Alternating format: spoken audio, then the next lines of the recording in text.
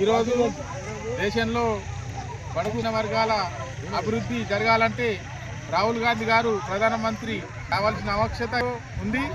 కావున మొన్ననే మన తెలంగాణలో ప్రభుత్వం ఏర్పడింది. 100 రోజులు 5 గ్యారంటీలు అమలు చేసి మన ప్రియతమ ముఖ్యమంత్రి రేవంత్ అన్న గారు రికార్డు సృష్టించారు.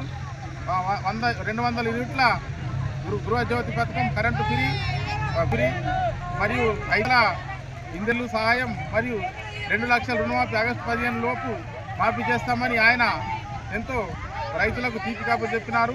కావున మనము అందరం కాంగ్రెస్ పార్టీకి తోడుగా నిలబడి సోనియమ్మ గారి ఆశను నెరవేర్చి రాహుల్ గాంధీని ప్రధాని చేయాలని కోరుచున్నాం. జై కాంగ్రెస్.